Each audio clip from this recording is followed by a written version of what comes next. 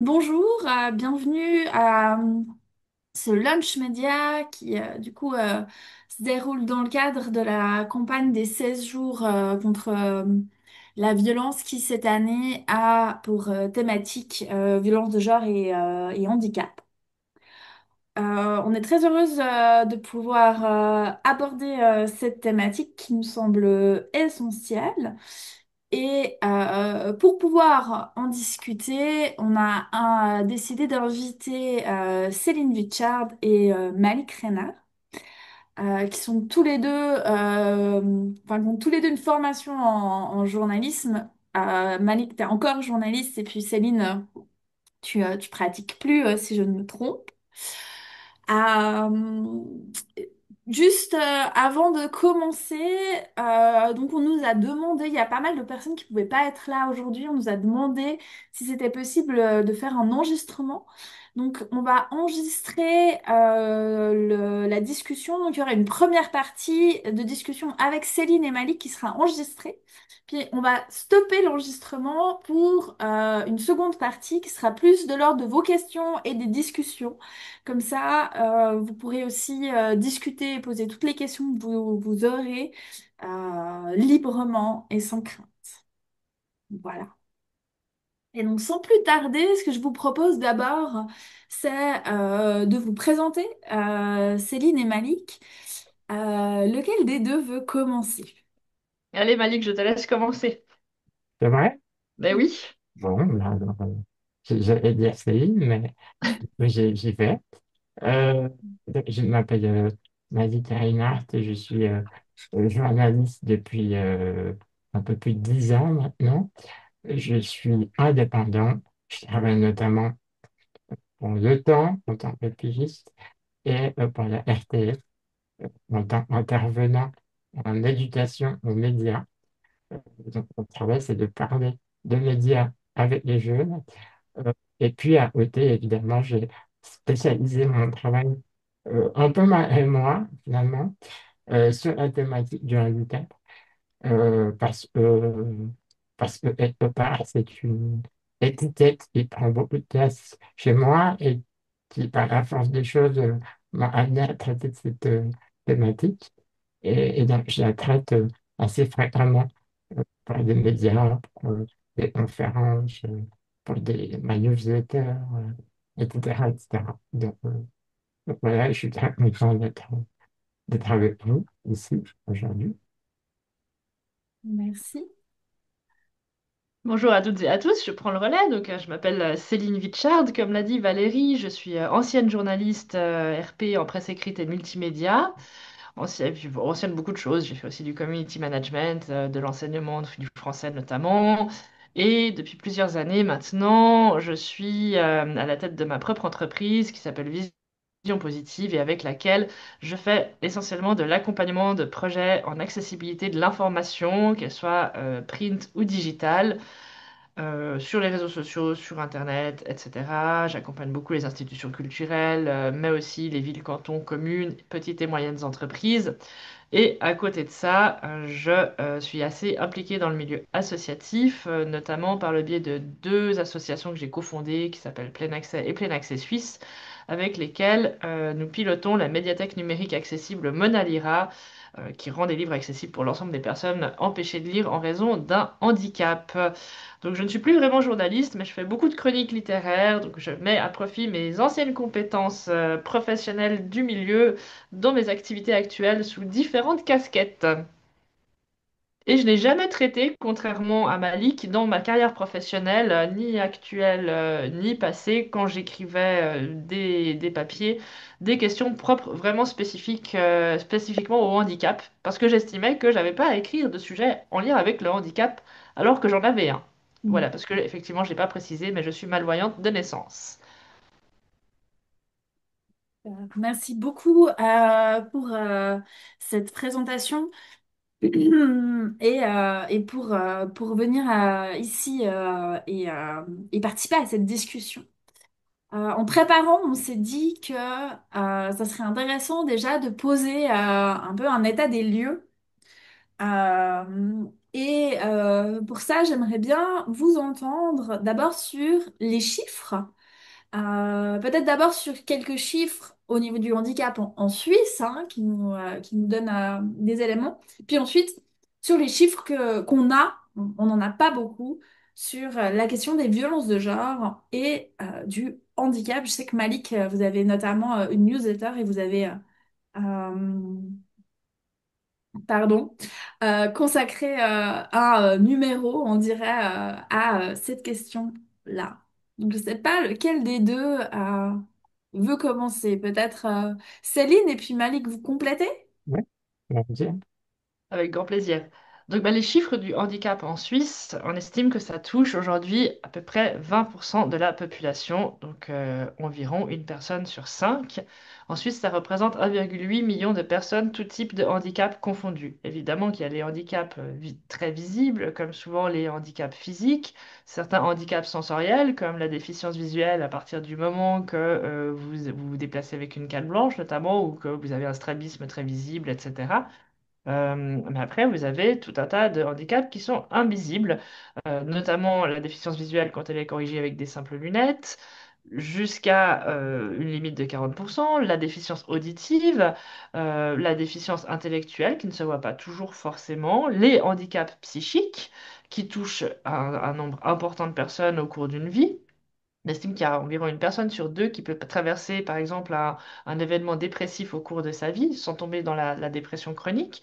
Et puis, vous avez également tous les handicaps de type troubles du neurodéveloppement, donc les personnes qui se trouvent sur le spectre autistique, la dyslexie, etc., les troubles de la personnalité borderline.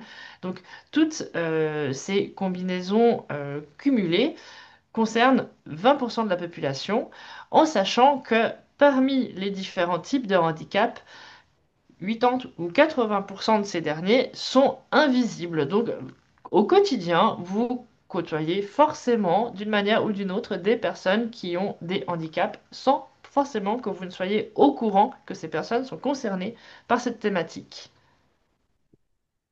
Et pour la violence de genre, Malik, je te laisse peut-être reprendre la main, vu que tu as un document, enfin, fait une newsletter très documentée sur la question récemment. Oui, merci Céline. Tu as pratiquement tout dit et bien dit d'ailleurs.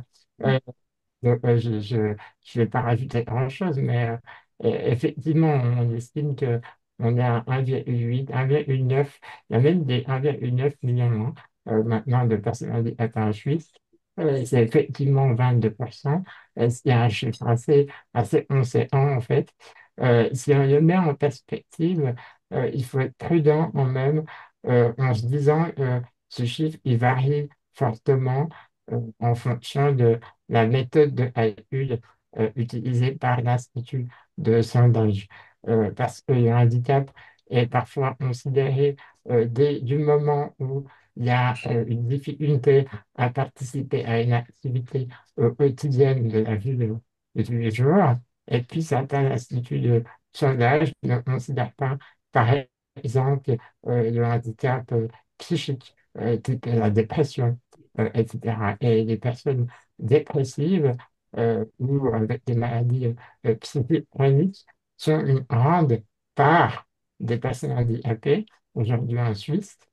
Et donc, évidemment, le chiffre va fluctuer de manière assez conséquente si on les inclut ou pas dans ce calcul. Donc, on estime que 1,9 million de personnes handicapées c'est en incluant des troubles psychiques.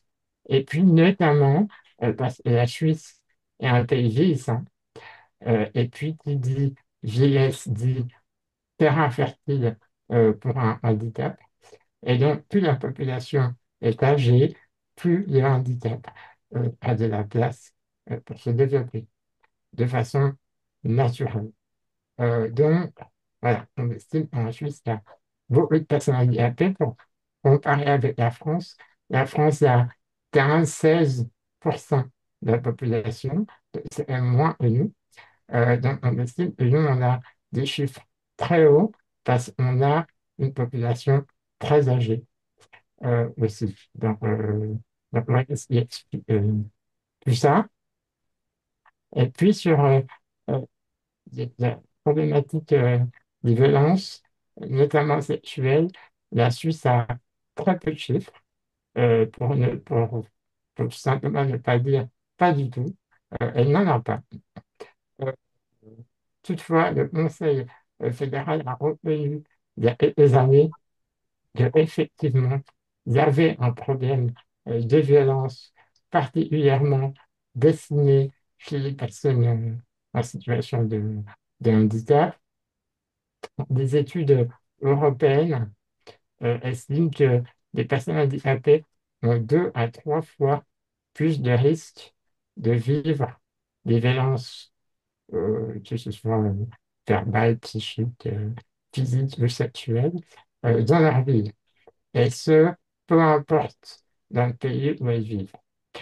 Et ça, c'est à comparer avec une femme qui n'a pas de handicap au sens médical de la définition du handicap. Donc, les femmes en situation de handicap sont extrêmement vulnérables face aux violences, pas seulement parce qu'elles sont handicapées et donc fragiles, mais aussi parce que la société les considère comme des personnes fragiles et incapables, et donc c'est moteur aussi des violences. Donc, c'est pas forcément quelque chose de unilatéral, on va en reparler, mais le problème n'est pas toujours l'individu handicapé, mais parfois la façon dont la société répond à l'individualité de l'être humain. Donc, voilà. Et du coup, merci beaucoup. Je me permets de sauter sur cette transition puisque pour continuer, on souhaitait donner quelques définitions et contextualiser un peu aussi pour mieux se positionner et puis mieux comprendre avec quel regard j'ai envie de dire, avec quel regard on lit, on comprend la question du handicap. Peut-être que la première définition, en fait, qu'on pourrait donner, c'est en quelques mots, du coup, la définition du handicap. Et puis ensuite, parler et définir le validisme qui me semble intrinsèquement lié. Céline, tu veux y aller? Allons-y. Donc, on définit le handicap aujourd'hui sur un modèle qui est celui du modèle de production du handicap, qui est le modèle social. Et on part du principe que le handicap, c'est pas l'individu en lui-même est, qui est handicapé, qui est en situation de handicap. On ne définit pas la personne par le handicap. On distingue plusieurs notions. On a d'une part la déficience, donc le fait d'avoir une déficience auditive, visuelle, physique, cognitive, etc. Un trouble, donc là ça peut être les symptômes, hein. Typiquement vous avez une déficience visuelle, les yeux fonctionnent pas bien. Un des symptômes ça peut être potentiellement la vision floue. Ensuite, vous avez ce qu'on appelle les limitations. Bah, forcément, une personne qui ne voit pas ou voit très mal ne va pas pouvoir conduire une voiture. Et ensuite, il y a les situations qui vont être handicapantes. Et les situations de handicap, elles sont créées par deux facteurs principaux.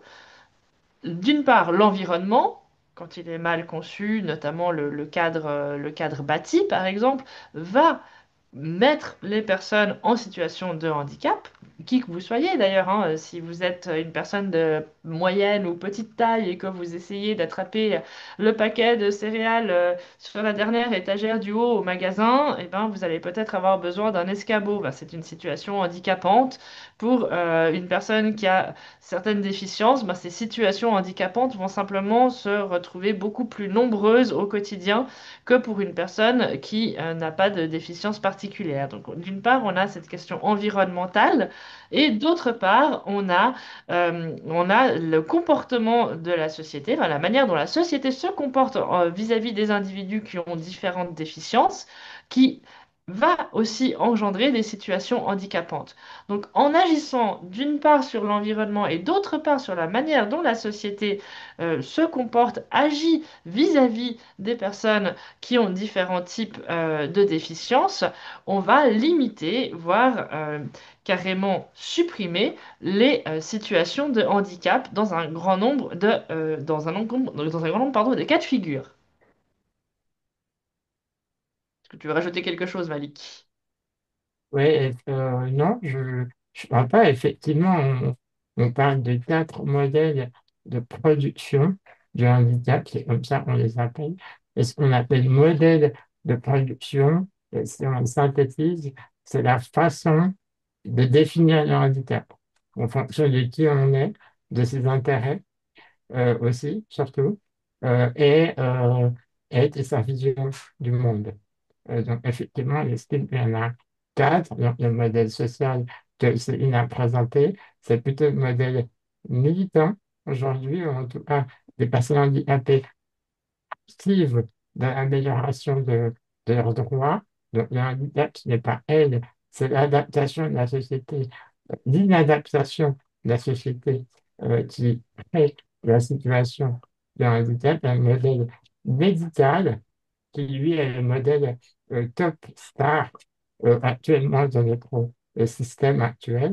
Donc, on estime que la personne handicapée est imparfaite, est née avec une difficulté, et cette difficulté doit être soignée ou corrigée afin qu'elle ressemble le plus possible à une personne définie comme étant normale.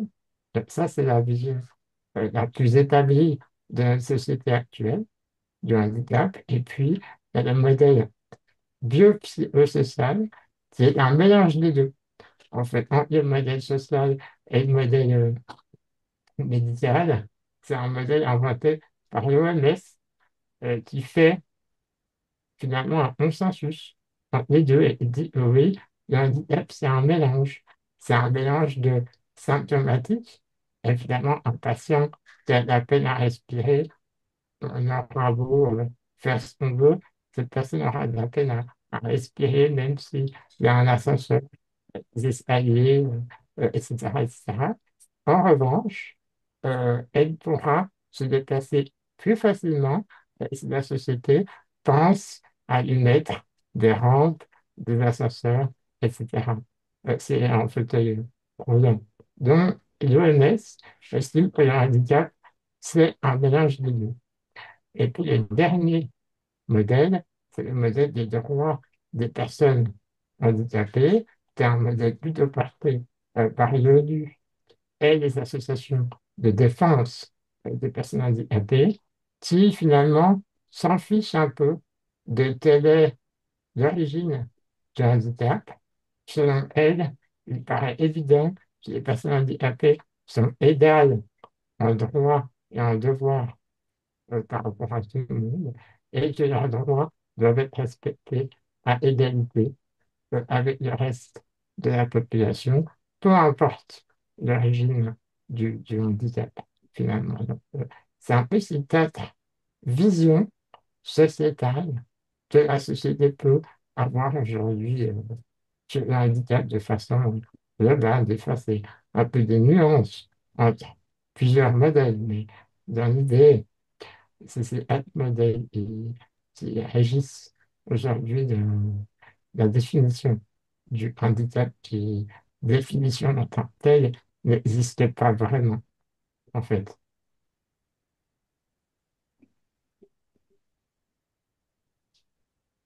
Merci beaucoup. Ben, maintenant qu'on a posé ce cadre et cette situation, moi je vous propose d'aller dans le vif du sujet et puis de parler du traitement médiatique. On Euh, devait, pardon, on devait juste Du définir validisme. validisme, Ah oui. si c'est juste ça. Mhm. Ouais, je me permets parce que c'est un mot hyper important et, et, euh, et dans les médias, on l'utilise très peu parce qu'on considère encore un peu comme un mot militant, ou en tout cas de niche, alors que finalement, le validisme, c'est le penchant handicap du racisme, du sexisme, etc., etc. Donc, le validisme, c'est la discrimination sur base de ce que la société considère en étant normal, d'un point de vue biologique. Une personne qui marche, qui voit, qui entend, qui pense sans difficulté et qui n'a aucune difficulté. C'est considère comme étant la norme. Et donc, le validisme, c'est tout ce qui s'éloigne de ça. Tout à l'heure, je vous parlais du modèle médical. Le modèle médical est finalement un modèle tout à fait validiste. C'est-à-dire qu'il considère que la personne handicapée est anormale et qu'elle doit être réparée pour ressembler à ce que la société attend d'elle. Voilà, donc le validisme, c'est vraiment le mot qui définit la discrimination du handicap. Donc, je ne crois pas qu'on doit avoir peur de l'utiliser, au contraire, parce que le public doit pouvoir se le mettre dans la bouche, dans l'oreille, parce que ce n'est pas un mot militant, c'est simplement une définition d'une discrimination au même titre qu'on utilise le mot racisme, sexisme, etc., homophobie, etc., etc. C'est un mot qui est hyper important et actuellement on ne thématise pas parce on ne le connaît pas, en fait, la plupart du temps. Et puis si on le connaît, on estime que c'est un peu niche et puis que personne ne le connaît et puis du coup, il ne faut pas l'utiliser. Mais finalement, vu qu'on ne l'utilise pas, personne ne va jamais le connaître. Et du coup, c'est un peu certain que ce moment-là, donc, l'intérêt est d'essayer de l'utiliser et de le définir. Et j'irais même plus loin, Malik, ça me semble fondamental d'intégrer ce terme et ce qu'il englobe pour questionner aussi les pratiques du traitement médiatique, parce que le validisme aujourd'hui est encore extrêmement systémique, il est même souvent intériorisé, on s'en rend même pas compte, hein. C'est un peu comme le racisme systémique, comme d'autres discriminations systémiques qui existent à l'encontre d'autres minorités. Et bon, au niveau du validisme, ça a des répercussions généralement sur plusieurs manières de traiter les sujets quand on les aborde sous le prisme du handicap. Soit on aborde les questions sous un aspect caritatif. Oh mon Dieu, ces pauvres personnes handicapées, il faut les aider. Que ferait-elle sans nous pour bonnes personnes valides et bienveillantes? On a également le traitement totalement inversé, lui, qui est euh, incroyable, cette personne, qu'est-ce qu'elle a bien pu faire, qu'est-ce qu'elle a pu faire de sa vie de tellement fou, malgré son handicap. De nouveau, c'est vraiment le pendant à la fois victime ou personne fragile à aider, et à l'autre bout du spectre, la super-héroïsation, la survalorisation de personnes qui, au final, si elles n'avaient aucune déficience, ne seraient absolument pas considérées comme des êtres remarquables sur qui faire briller la lumière. Et ça, malheureusement, aujourd'hui, dans le traitement de médiatique, on va avoir l'occasion de le voir un peu, ben, vraiment, on navigue encore régulièrement entre ces deux manières de traiter le sujet. Oui, puis il y en a même une nouvelle hein, qui se dessine, particulièrement les un pays riches comme la Suisse, c'est de penser que les droits sont acquis pour les personnes handicapées et elles se plaignent dans le vide. Moi, c'est un discours que j'entends de plus en plus, hein, notamment dans les médias, de la part des lecteurs, lectrices qui disent ouais, mais c'est bon, ces handicapés, je suis jamais content. Donc, dans un pays riche, la Suisse, on estime que, en raison de sa richesse, l'égalité pour les personnes handicapées, que souvent on pense que l'accessibilité, c'est une rampe, un ascenseur, et ça s'arrête là, eh bien, on estime que, vu que la Suisse est un pays riche, l'égalité de droit pour les personnes handicapées est acquise, ce qui, attention, spoiler, n'est pas vrai. Au-delà de ça, eh ben, du coup, la société peut avoir un discours aussi très négatif à l'endroit des personnes handicapées en estimant être elle se victimise. Donc, c'est un discours assez discret pour le moment, mais il se dessine de plus en plus, notamment dans les espaces de commentaires de certains médias qui parlent de handicap, etc., et qui pensent que les personnes handicapées en demandent toujours plus.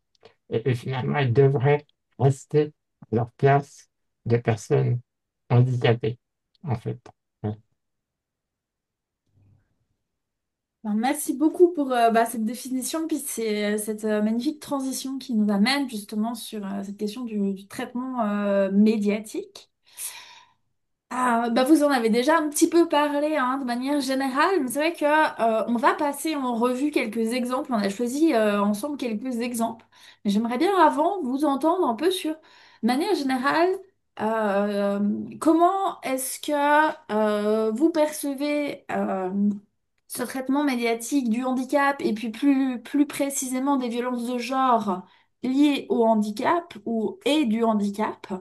Quels sont selon vous les principaux problèmes, puisque on va peut-être commencer par parler des problèmes pour aller chercher ensuite ensemble les solutions.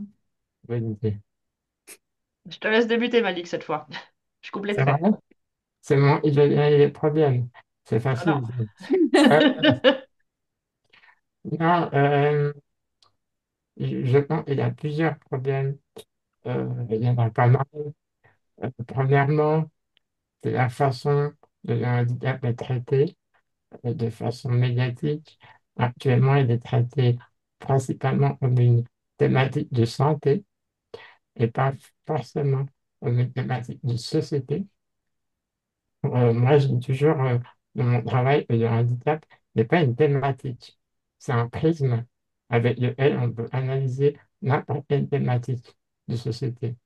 Donc, on peut parler de handicap et d'écologie, de handicap et d'économie, de handicap et de société, de culture, etc., etc.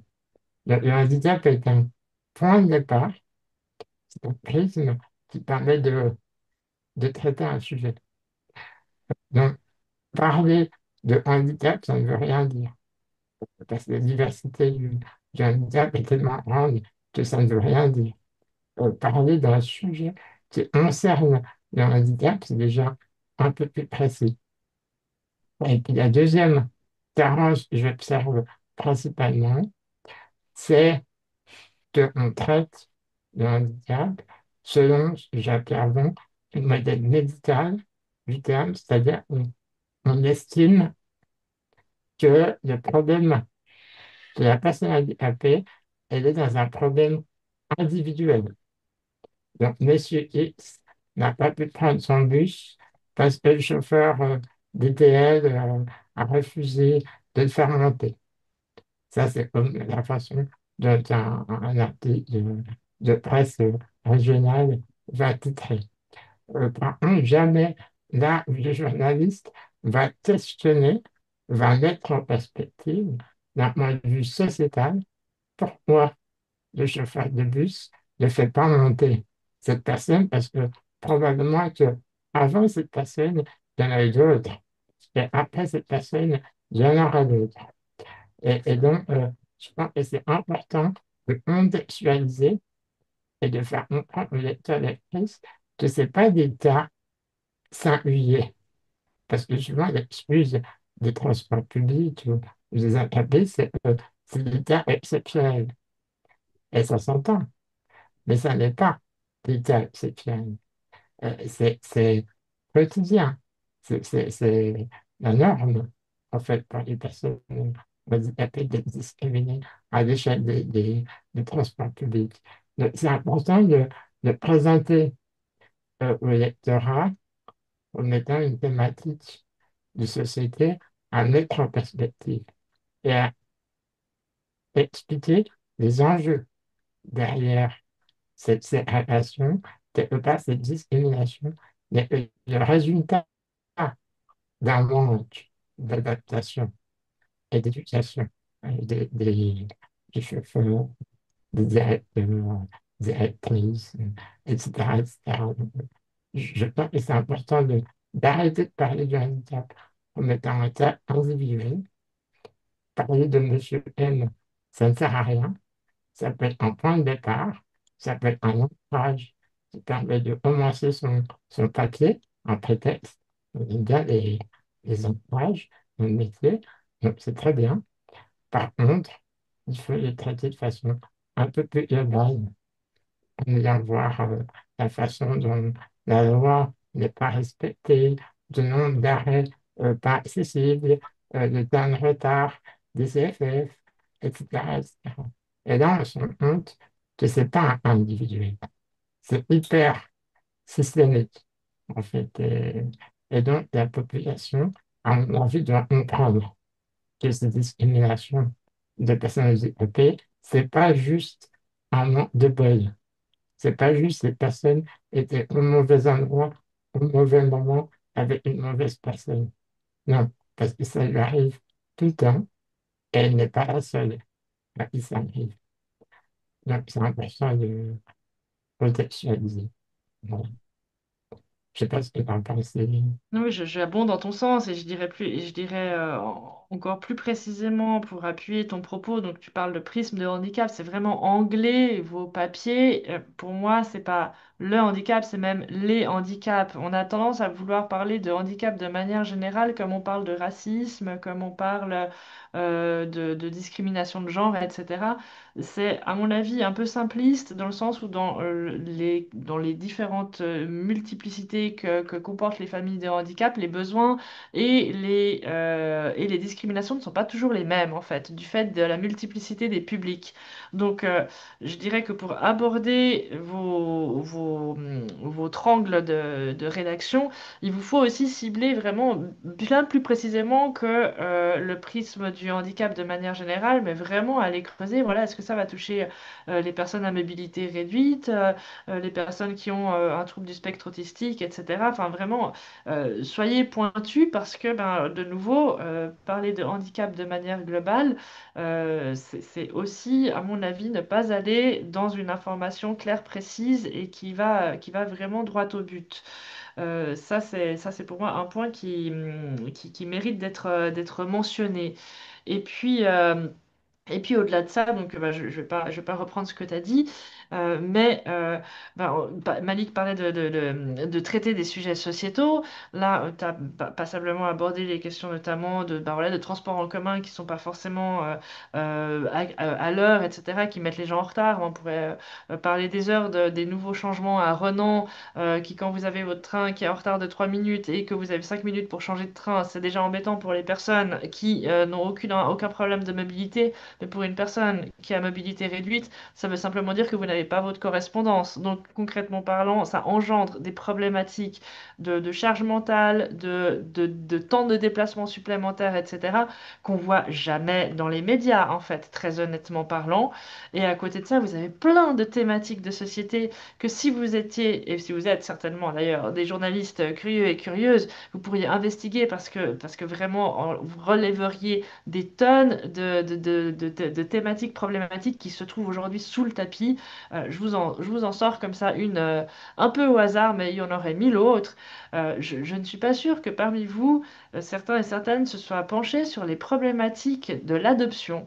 Eh bien, figurez-vous que moi j'ai découvert simplement en lisant les modalités d'adoption en Suisse que si vous avez été un jour, ne serait-ce qu'une journée au social dans votre vie, vous n'avez pas le droit de déposer un dossier d'adoption. Qu'est-ce que ça implique pour les personnes qui ont eu un jour un parcours AI, c'est-à-dire la très grande majorité des personnes en situation de handicap? Souvent, les prestations AI mettent, allez, un an et demi, 2 ans, voire beaucoup plus de temps pour certaines personnes à se mettre en place. Et concrètement parlant, deux cas de figure. Soit vous avez des économies pendant votre processus AI et, en l'occurrence, vous pouvez faire en sorte de vous maintenir à flot jusqu'à qu'une décision AI tombe et potentiellement vous obteniez une rente, voire un complément du deuxième pilier, soit vous n'avez pas d'économie et pendant l'instruction de votre dossier, vous avez recours aux prestations du social, que ce soit les prestations complémentaires ou l'hospice général. Donc ça veut dire par ricochet que des personnes qui ont eu des problématiques de santé ou autres raisons handicapantes au cours de leur vie et qui n'avaient pas d'économie au moment où, où ces soucis sont apparus, sont passés à un moment donné par le social et c'est très probablement la très grande majorité des bénéficiaires de l'assurance invalidité aujourd'hui. Par ricochet, ça veut dire que ces personnes aujourd'hui n'ont pas le droit à l'adoption. Personne, je n'ai jamais vu un article sur ces questions-là, pas de chiffres, rien, alors que c'est une thématique super importante. Par contre, on a un autre papier sur l'adoption qui fait l'objet de notre sélection, qui lui est vraiment est un peu plus discutable. C'est un exemple parmi d'autres. Je me permets, ça me fait penser, Céline, on mettra, euh, quelque chose qui est très important aussi, c'est de nommer la nature du handicap. Parler des personnes en situation de handicap, ça ne veut rien dire. Et ça entretient l'amalgame selon lequel toutes les personnes handicapées sont un ensemble homogène d'êtres qui ont tous les mêmes besoins. Je prends pour exemple l'école inclusive. C'est un débat qui déchaîne les foules. Chaque fois, il est thématisé. Et bien souvent, l'argument qui revient de la part des détracteurs de l'école inclusive, c'est qu'il y a des élèves, alors souvent, on ne les nomme pas tels quels, mais on parle plutôt d'enfants autistes ou trisomiques, avec des difficultés intellectuelles et comportementales qui vont déranger les autres. Alors oui, ça, on peut l'entendre. On peut en discuter. C'est déjà un peu limite, mais on peut en discuter.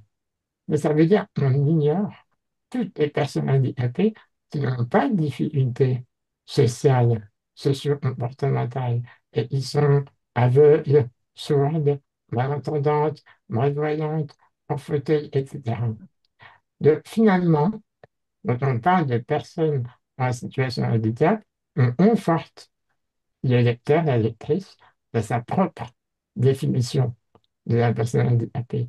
Alors que si on précise personne en situation de handicap physique, ou intellectuel, ou psychique, ou sensoriel, et bien tout simplement, on sort de cette homogénéité et on permet de préciser la nature du handicap et du coup d'ouvrir le débat sur des arguments un peu plus fondés que de prendre un type de handicap pour discriminer toute la population handicapée qui, elle, peut-être, n'a pas de problème de comportement pour aller à l'école. Parce que le peu de fois que j'ai discuté avec des détracteurs de l'école inclusive, souvent, je leur dis, mais vous savez, il y a plein d'enfants tétraplégiques comme moi qui n'ont aucun problème de comportement et qui pourraient aller à l'école. Et souvent, on me répond, ah, mais ça, c'est pas un problème. Ces gens peuvent y aller, c'est très bien. Donc, souvent, pour les détracteurs, ils ne pensent que aux personnes avec handicap mental. C'est leur paraît évident que les personnes handicapées physiques pourraient y aller, puisqu'elles ne sont pas un problème. Mais finalement, ce- cet état de fait est maintenu par une formule générique de personnes handicapées qui finalement ne veut rien dire. Donc, je pense que dans un sujet, c'est hyper important de préciser la nature du handicap qui est concerné par la thématique. On fait à chaque fois.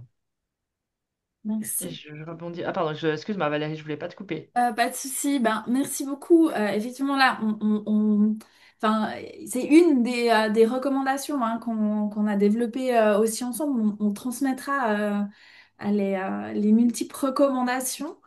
Ce que moi, je vous propose, c'est de rentrer aussi et de rebondir maintenant sur quelques exemples. Ce qui va nous permettre aussi de continuer à parler de ces thématiques. Céline, c'est OK pour toi? Mhm, mhm. Parfait.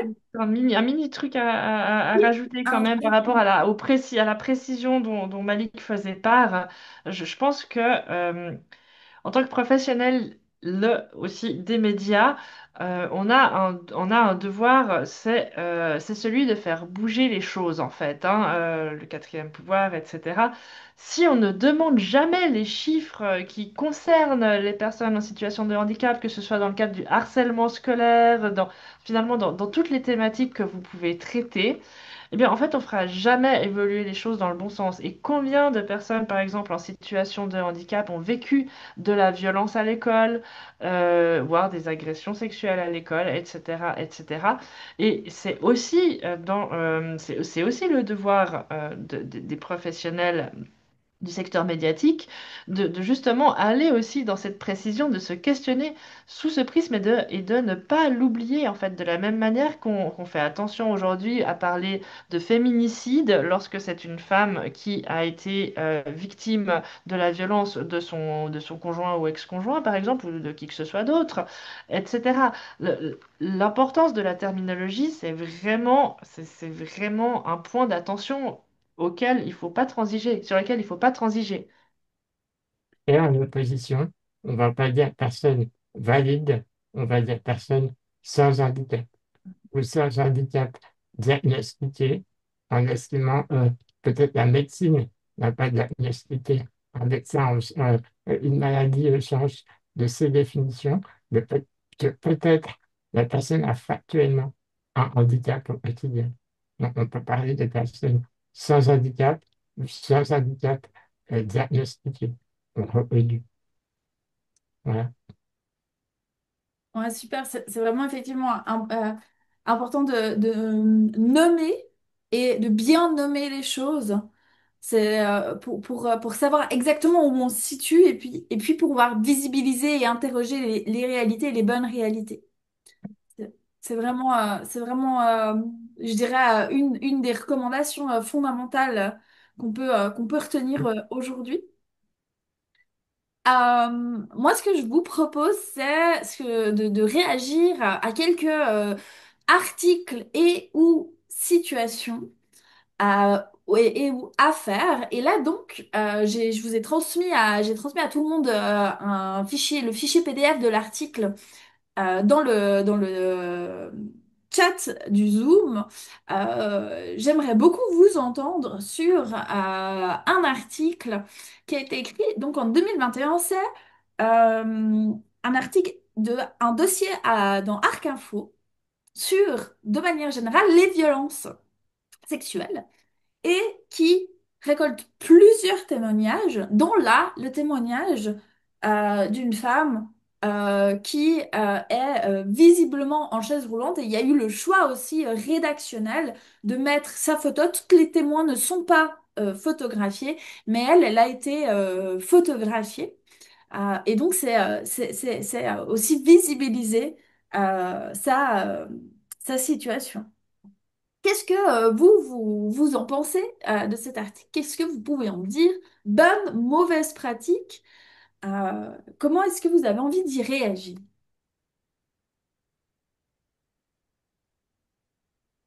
Tout le monde, juste nous deux. Juste vous deux pour l'instant, et puis après Les on deux. Ah, très ouvrira aux bien. autres questions. Ah, ça marche. Céline, je veux. Bah, je t'en prie, si tu veux commencer. Non, mais non, mais je pense que c'est un article qui, c'est ce que je disais avant à Valérie, c'est un article qui a le mérite de parler d'une thématique qui n'est jamais abordée. Donc finalement, on ne va pas s'en plaindre. Après, si on cherche dans les détails, évidemment, on voit des soucis. Un des soucis, c'est effectivement le fait de devoir absolument montrer le handicap comme une preuve et de faire cette personne comme étant une personne handicapée et rien d'autre. Là, sur cette photo, elle n'est rien d'autre. Elle est Mhm. une femme sur une bord du lac de Châtel, j'imagine, et elle est en fauteuil. Voilà, elle n'est rien d'autre. Elle n'est pas à son poste de travail, elle n'est pas avec ses enfants, elle n'est pas avec son mari, elle est juste une handicapée. Ça, c'est un problème, parce que ça maintient une fois cette idée que la personne handicapée ne peut être que handicapée. Je prends un exemple. moi, j'ai été interviewé il y a quelques années pour un, je vais le nommer, pour un 36-9 de la RTS. J'ai été interviewé en tant qu'expert et pas en tant que personne handicapée. Et le journaliste se donnait beaucoup de peine à cadrer au niveau des épaules. Et je leur ai dit, mais pourquoi vous le cadrez si près? Et je lui ai dit de façon un peu humoristique, en disant, je ne serai pas terrible, on verra tous mes boutons, c'est nuit. Et on m'a dit, non, mais c'est pas pour qu'on voit le fauteuil. Et puis j'ai dit, mais pourquoi il ne faut pas qu'on voit le fauteuil? Ah, parce que je ne voudrais pas que le public vous confonde avec une personne handicapée. Je dis, non, mais attendez, je suis une personne handicapée. Oui, mais là, vous n'êtes pas en tant que personne handicapée, vous êtes un expert. Et puis je dis, oui, mais je peux être handicapé et expert d'une thématique qui n'a rien à voir avec le handicap. C'est-à-dire qu'aujourd'hui, dans le contexte journalistique, parfois, tout le monde ne fait pas une 36-9, mais parfois, on fait de la personne handicapée un objet, c'est-à-dire qu'elle doit être handicapée, elle n'est que handicapée, elle ne peut pas être autre chose, elle ne peut pas avoir une expertise autre que le handicap. Et ça, c'est un vrai souci. C'est un terme de représentation, et c'est ce qui peut me choquer avec cette image, un peu moins parce qu'il s'agit d'un témoignage sur des violences vécues, donc quelque part, c'est difficile de mettre en scène euh, cette violence, c'est pas notre but. Par contre, effectivement, si ça parlait d'un autre sujet, typiquement l'inclusion professionnelle, ce type de portrait est assez typique de la presse régionale. On aime bien ces portraits en extérieur, assez sobres et neutres, mais finalement, ça maintient la personne handicapée dans une posture de personne handicapée et rien d'autre. En fait, elle n'est pas active, elle est passive. Euh, c'est un pardon. Ça, c'est vraiment sur l'image. Après, sur les témoignages, peut-être que Sabine, tu as quelque chose à dire. Alors moi, je regardais le chat en t'écoutant en parallèle avec une intervention qui dit que c'est pas forcément une bonne pratique de visibiliser les victimes, qu'il faudrait plutôt visibiliser les bourreaux parce que visibiliser les victimes, ça les fragilise encore davantage. Personnellement, je me range assez aussi de ce côté-là. C'est vrai peut-être qu'on s'intéresse pas assez à justement mettre le projecteur sur les bourreaux. Mais on en parlera après. Mais effectivement, on va en parler tout à fait après. On a prévu de le faire. Moi, je me range complètement de ton avis par rapport à ce témoignage qui, je trouve, a le mérite d'exister et de traiter d'une thématique assez ouvertement, en tout cas d'avoir une personne concernée par un type de handicap dans l'ensemble du dossier. J'ai envie de dire que c'est plutôt une bonne chose, que moi, on serait content d'y trouver de la diversité sous toutes ses formes, y compris le handicap. Ce qui, moi, me chiffonne un peu, mais ça fait quand même partie du témoignage, c'est le côté, la personne en handicap qui, en plus, du coup, aujourd'hui, pour se guérir du trauma, a des pratiques sexuelles qui sont pas dans la norme, entre guillemets. Toujours, on aime les questions de normes, n'est-ce pas? Et je me Ouais. demande à quel point ça peut pas aussi ça avoir. Est-ce que c'était nécessaire? Est-ce que ça entrait vraiment dans la thématique de l'article? Voilà, c'est questionnant. En même temps, ça fait partie du témoignage. Déontologiquement, ça se justifie pas forcément de le retirer, mais quelle image on en donne? Je me serais possiblement questionnée. En tout cas, personnellement, de le laisser ou pas dans l'article, cet aspect-là, est-ce que ça apporte vraiment quelque chose au sujet? Voilà, je me pose personnellement la question. C'est le seul point d'attention, je dirais, en ce qui me concerne après son témoignage, et voilà, est très, très, très, très fort. Je vois un commentaire est arrivé dans Oui. le chat de VB. Donc, bonjour VB.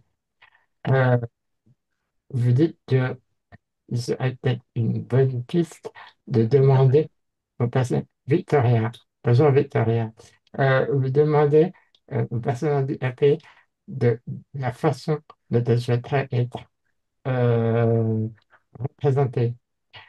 Et à mon avis, oui, et c'est à base de notre métier de journaliste et peut-être de photographe, plus que de journaliste. C'est-à-dire, souvent, les photographes, ils arrivent, ils ont une idée en tête, ils disent à la personne, tu te mets comme ça, tu te mets comme ça, peu importe qu'elle soit handicapée ou pas. Hein. On a tous déjà vu un photographe faire un portrait pour un de nos articles. Et quelque part, ça dépend des photographes, mais souvent, c'est assez directif. Le photographe a une idée en tête et ne discute pas forcément avec la personne. Et le photographe peut avoir ses propres a priori sur le handicap, en fait, hein, ses propres réflexes validistes, etc. etc. Donc, oui, c'est un formidable réflexe de parler des mots qu'il faut utiliser. Après, il faut être conscient que toutes les personnes handicapées ne sont pas politisées vis-à-vis de leur handicap. Certaines personnes handicapées diront, oh, moi je sais rien, c'est pas un problème, prenez-moi en photo comme vous voulez, pour moi c'est pas un souci. Et ça ne veut pas dire qu'il ne faut pas faire attention, parce qu'effectivement il y a une incidence sociale après sur la représentation globale du handicap. Mais c'est bien passé aussi que toutes les personnes handicapées ne sont pas politisées vis-à-vis de la situation. Et certaines, elles n'ont aucune connaissance et du validisme et de la définition du handicap et des modèles de production parce que ça ne les intéresse pas vraiment, en fait, simplement, pour raison, hein. Et puis, quelque part, c'est important de considérer aussi que la personne handicapée n'est pas forcément experte sur le sujet. Elle est experte sur elle-même, ça c'est sûr. Il faut toujours interroger sur elle-même. Il ne faut jamais aller chercher d'autres personnes que elle peut s'exprimer sur elle. Par contre, des experts du handicap, il y en a, mais ça n'est pas toutes les personnes handicapées. Et évidemment, l'idéal, c'est d'aller chercher des personnes handicapées expertes du handicap pour témoigner. Ça fait plus de sens que d'aller chercher un expert, une experte valide pour parler de handicap. Je dis valide par réflexe euh, euh, verbal, mais quelque part, je devrais dire sans handicap. Mais on sait, Mais ça j'ai envie de te dire aussi, enfin de dire aussi de manière générale qu'il ne faut pas préjuger inversement de la méconnaissance des gens de leurs tout à droits fait, politiques, etc. tout à Parce que fait. bah, typiquement, on pourrait s'imaginer, le raccourci est assez vite fait, que des personnes qui sont concernées par des déficiences d'ordre plutôt intellectuel ou cognitive, qu'elles ne connaissent pas leurs droits, etc. Et en fait, c'est aussi un milieu dans lequel les personnes sont plutôt bien politisées, connaissent bien Ouais, leurs droits de mieux en mieux, parce que notamment il y a des contenus en français faciles à lire et à comprendre, que les éducateurs et éducatrices font un énorme travail à ce niveau-là, et que souvent on trouve parmi ce public des personnes qui sont des fois plus politisées et plus au courant de la oui, Convention pour le droit des personnes handicapées, par exemple, etc., que chez des personnes qui n'ont pas de troubles cognitifs ou intellectuels. tout à fait. Parce qu'il y a un effort qui est Mhm. fait pour être informé. Et là, on voit que c'est un vrai débat d'entre vous. Hein, on va voter à la fin du mois sur le droit de vote aux personnes sous quarantaine de portée générale. Et on voit que c'est un argument qui revient jamais. C'est-à-dire qu'on part du principe que la personne sous curatelle de portée générale, elle est incapable. Par contre, on ne considère pas quelles sont ses compétences. Et parmi celles-ci, il peut y avoir une fibre sociétale, politique, civile, civique, qui peut être précieuse à participer au débat public, en fait. Et je pense qu'en tant que journaliste, on doit quand même avoir foi en la diversité des points de vue et en la richesse de chaque témoignage. Évidemment, chaque témoignage n'est pas un bon sujet, mais chaque témoignage peut être euh, précieux dans un sujet. J'imagine que c'est un peu la base de notre travail, j'espère. En tout cas. Oui, merci beaucoup. Je trouve que, enfin, il y a plein de choses hein, qui se sont dites. Là, ça revient à une des recommandations hein, qu'on a développées aussi, qui est cette question de l'expertise et de la diversité des points de vue. Si je résume aussi un petit peu ce qui s'est dit sur cet article, enfin, la première chose finalement, c'est de nommer et de visibiliser. Et là, on le voit dans une bonne pratique. Après, la question, c'est comment, que ce soit sur les questions, sur les sujets. Et puis également sur les sujets abordés. Je vous propose le temps avance et je pense que ça serait Ouais, chouette de pouvoir aussi ouvrir un peu plus largement la discussion, même si c'est chouette, vous pouvez tout le temps réagir comme ça par le chat, vous voyez qu'on vous lit. Et puis, on voulait, euh, dans un deuxième temps, voilà, réagir et parler non pas seulement des victimes de violences, mais aussi des auteurs ou du moins des personnes qui sont accusées. Et puis là, on a deux affaires et puis en plus, on a un article qui est sorti la semaine passée sur Alexandre Julien qu'on pourra également discuter. Et puis, ben voilà, j'aimerais bien vous entendre d'une part ben, sur ces deux affaires, leur traitement médiatique, et puis de manière générale aussi sur euh, le fait, enfin sur comment la société perçoit des personnes handicapées qui sont du coup là accusées de violence. ouais. Céline, est-ce que tu Céline, veux vas-y. Très commencer? bien. Mais, très bien. Vas-y. J'étais en train de chercher ce podcast dont je viens de mettre la référence dans le chat, mais je commence volontiers.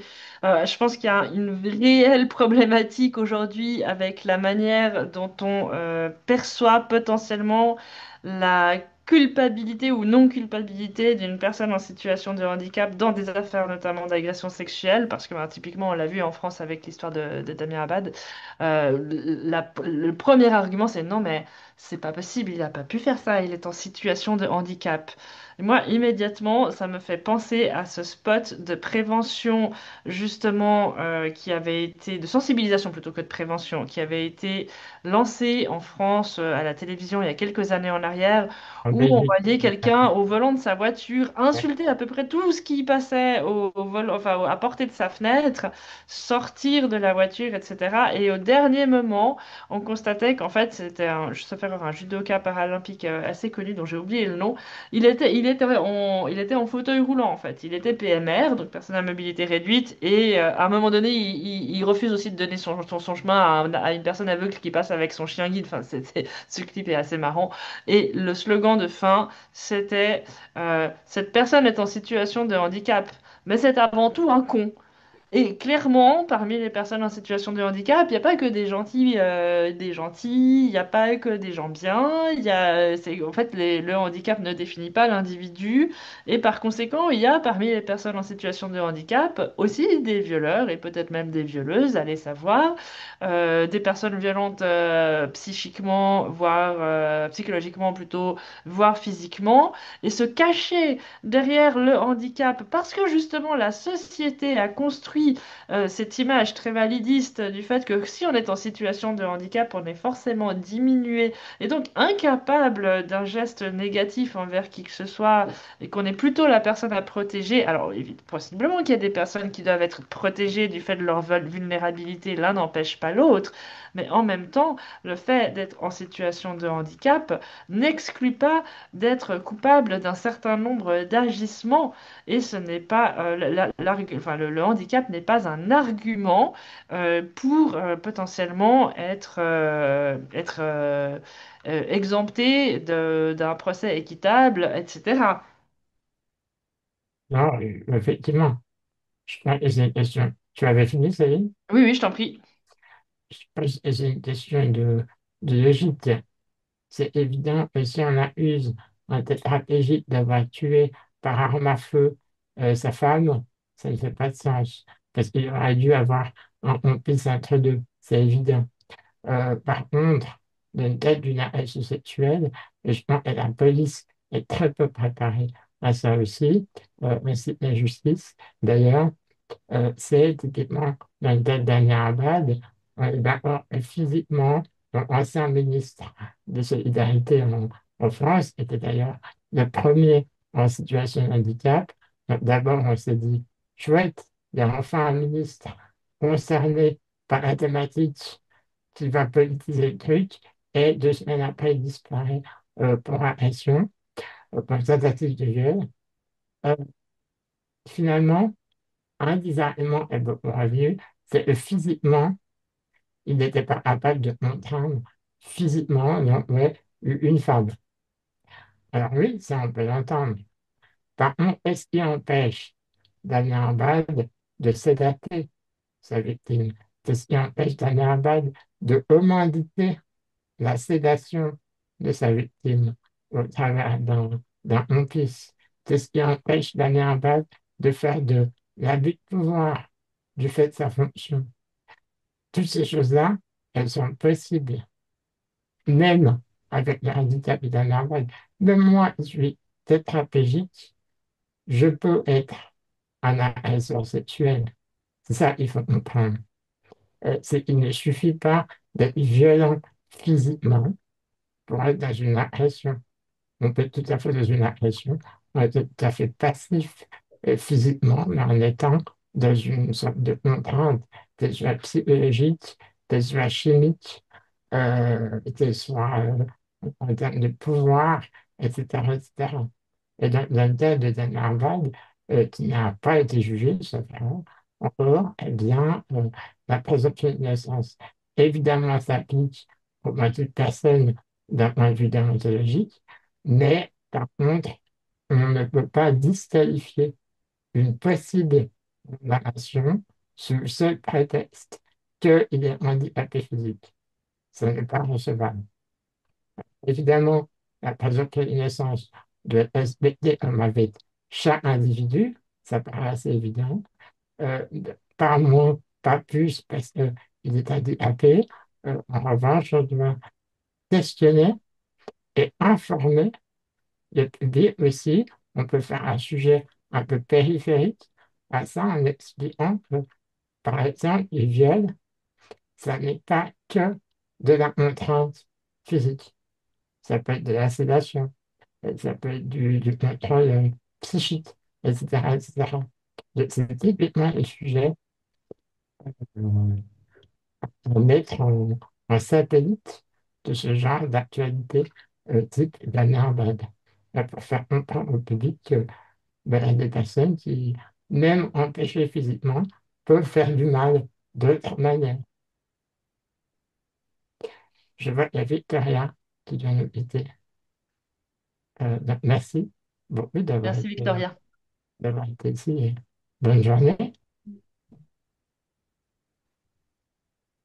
Je ne sais pas si tu voulais compléter, Céline. Je pense que tu, à mon avis, as bien brossé la problématique. J'ai pas grand-chose à ajouter sur ce point. Je pense que tu as été extrêmement clair.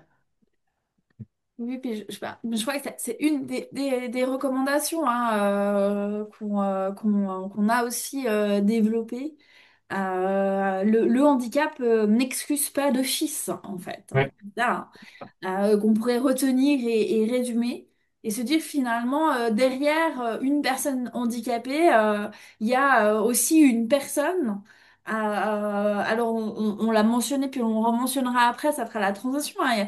Il y a aussi des femmes dont on dénie justement d'une certaine manière le genre. Et puis là, il peut y avoir aussi, ben, du coup, là, des auteurs de violence. Mhm. Ouais. Je vous propose de passer au dernier exemple qu'on voulait discuter avant d'ouvrir la discussion plus largement. mon Et puis là, préféré. je vais envoyer, ou tenter d'ailleurs, d'envoyer le lien aussi de l'article dans le chat. Euh, donc, on est sur un article ou plutôt une chronique du Temps. Hein, avec ce titre, et si aujourd'hui on préférait avoir un enfant très diminué plutôt que pas d'enfant du tout. Et ça touche aussi, et c'est aussi pour ça que qu'on trouve intéressant de l'aborder au droit de reproduction et tout ce qui va autour. Sabine, Malik, je vous laisse réagir. Ah, Céline, enfin, vas-y. alors moi je trouve ce titre très choquant en fait, hein, de manière générale, mais un enfant très diminué, mais c'est quoi un enfant très diminué en fait? Enfin, avoir une déficience, c'est pas être diminué en soi. On peut être d'ailleurs parfois bien plus doué qu'un certain nombre de personnes dans un certain nombre de domaines. Et puis là, on touche vraiment à une question qui, à mon avis, est cruciale. Je veux dire, à un autre temps, ça veut dire quoi? Ça veut dire qu'on nous aurait enfin, exterminés à la naissance, en fait, hein, voire avant. En lisant ce titre, personnellement, je me suis dit, mais si mes parents avaient pensé comme ça, je ne serais pas venue au monde. Et pourtant, bon, à l'époque, on n'avait pas moyen de savoir aussi bien qu'aujourd'hui. Qu'aurait-il fait? Bien malin qu'il saurait.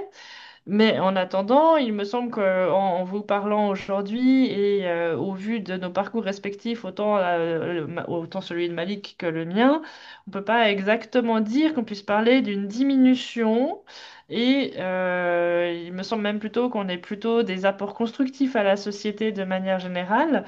Donc là, c'est clairement pour moi un titre qui est d'un validisme et d'une discrimination en fait extrême et qui a pas vraiment, enfin, à mon avis, n'a pas dû vraiment s'intéresser à la problématique, en prenant en considération justement des personnes en situation de handicap, et pourquoi pas même des parents en situation de handicap qui ont décidé d'avoir des enfants, parce qu'en fait, cette thématique inverse existe aussi. On n'en voit pas beaucoup, on les voit encore moins dans les médias, mais des parents qui décident d'avoir des enfants, pas forcément en situation de handicap quand eux-mêmes le portent, enfin voilà, moi c'est un titre qui me pose problème et un angle qui me pose encore plus problème. Parce que c'est vraiment mettre en avant le modèle médical du handicap dans toute sa splendeur. Euh, on est valide et en pleine santé ou on ne mérite pas de naître. C'est très solution finale comme ça, hein.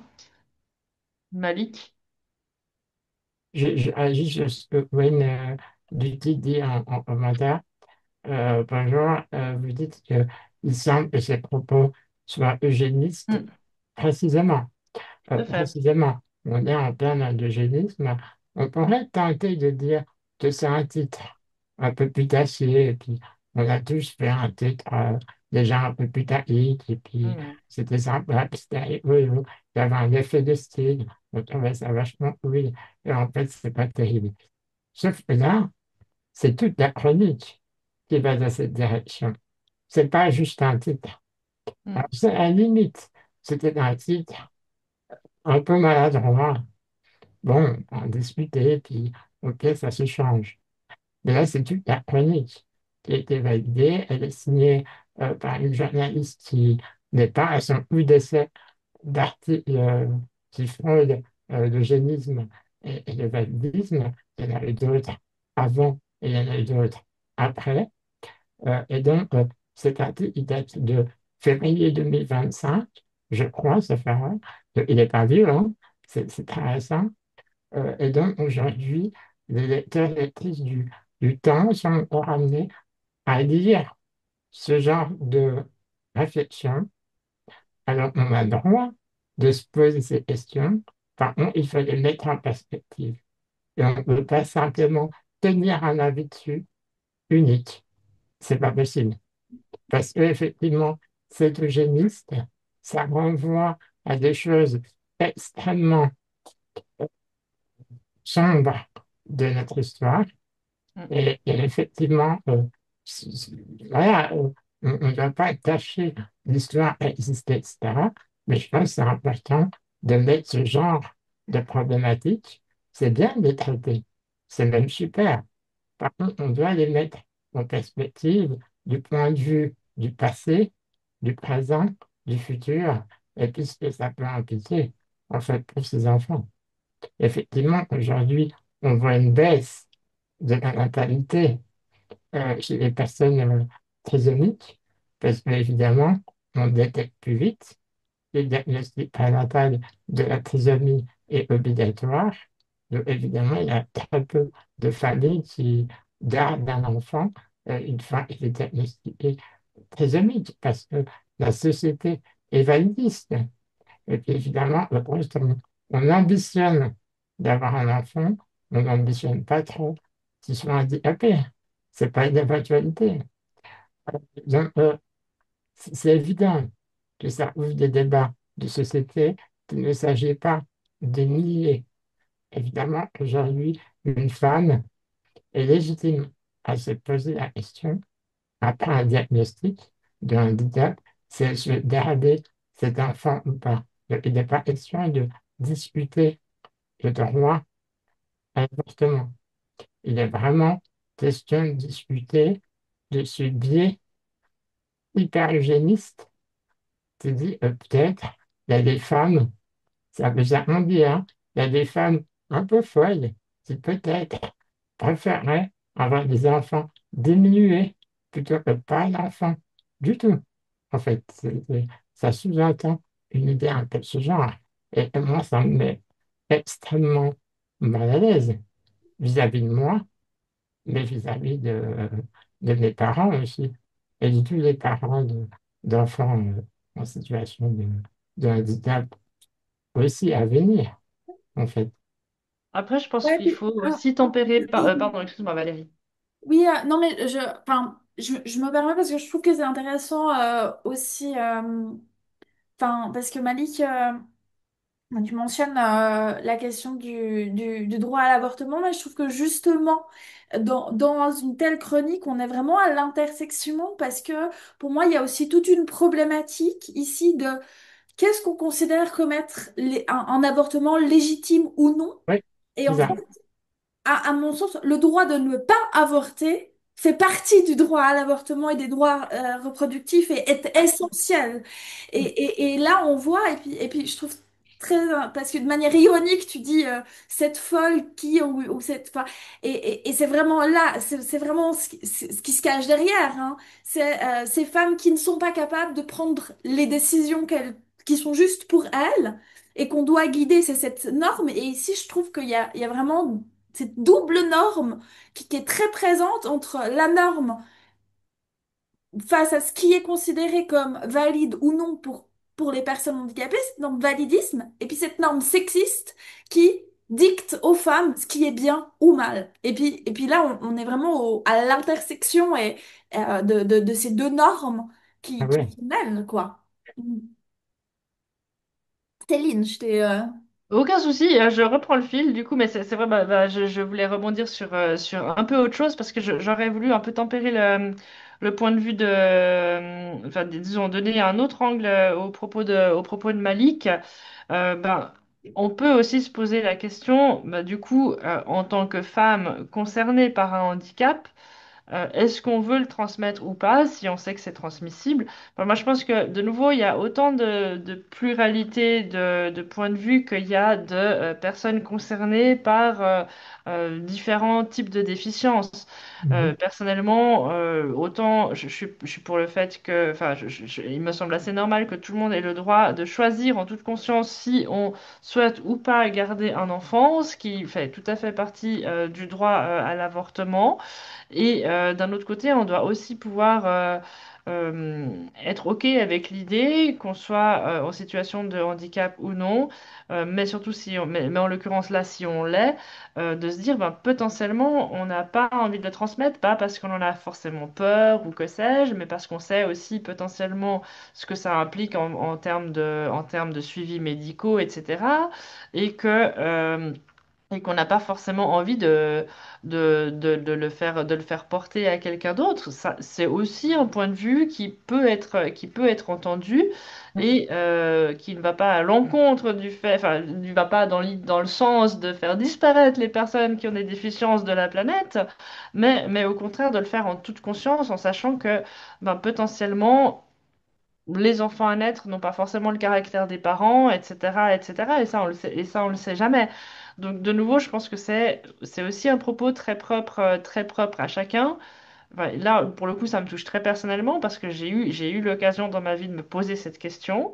Et en l'occurrence, j'ai fait le choix de ne pas avoir d'enfant parce que j'ai appris que que mon handicap visuel était transmissible et que dans mon cas, c'est quelque chose on vit avec une épée de Damoclès au-dessus de la tête toute sa vie, avec des rendez-vous médicaux qui peuvent être très rapprochés, comme plus ou moins espacés.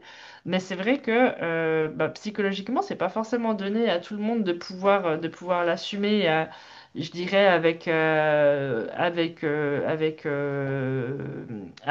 joie et bonne humeur de manière constante.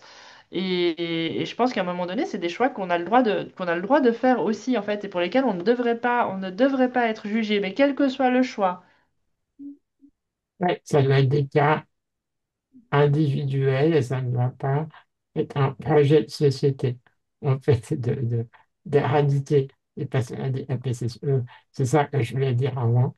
Mais il est évident que ce que dit Céline et ce que disait Valérie, c'est évident, en fait. Et le non-droit, enfin, le non-recours à l'avortement fait aussi partie de ce droit et le droit de ne pas avoir d'enfant est aussi un droit fondamental, et peu importe les raisons.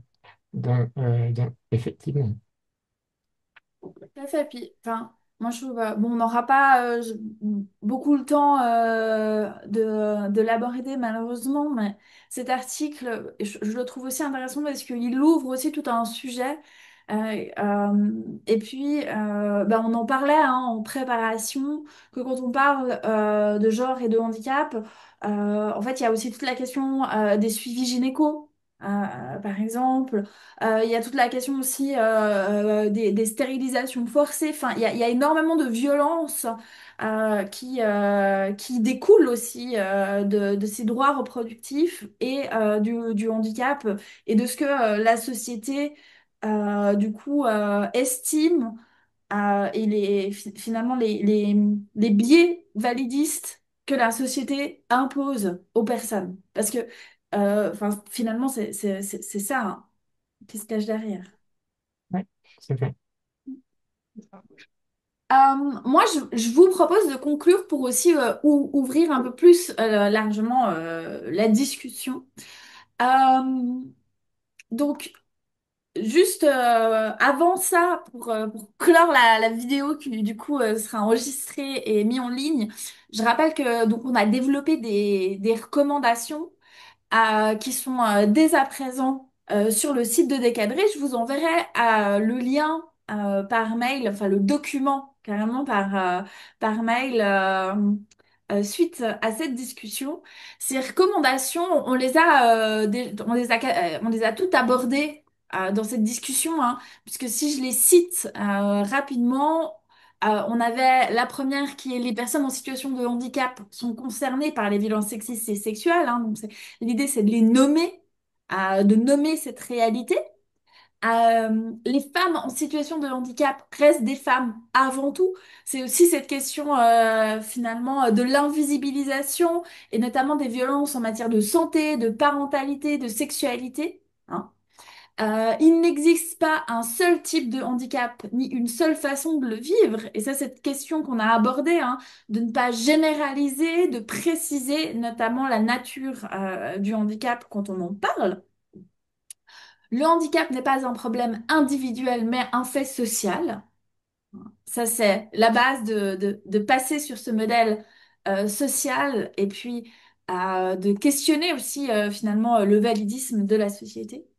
Le handicap n'est pas une excuse à la violence. Soigner le choix des mots et éviter les stéréotypes. Donc là, on a fait notamment quelques exemples et puis on renvoie aussi, et je vous mettrai le lien au guide qui a beaucoup plus complet sur le traitement médiatique du handicap qui a développé Malik. Et puis la dernière, c'est choisir des ressources informées sur les deux thématiques, et c'est cette question de l'expertise, hein, et puis de la pluralité aussi des points de vue. Je ne sais pas si Céline et Malik, avant d'ouvrir à la discussion, vous avez, vous, un petit mot de conclusion. Moi, j'aime bien conclure après les échanges quand Ouais, même. ils sont Oui, en stage. on Ouais, peut ils faire sont ça, on en fera stage. ça aussi. C'est ça. On On laisse fera ça parler. aussi. Ce que je vous propose, c'est d'arrêter l'enregistrement et puis d'ouvrir aux questions et aux échanges qui peuvent se faire soit du coup par oral, soit par le chat. Ouais. Merci beaucoup en tout cas pour votre présence à toutes et à tous et votre participation active. Effectivement.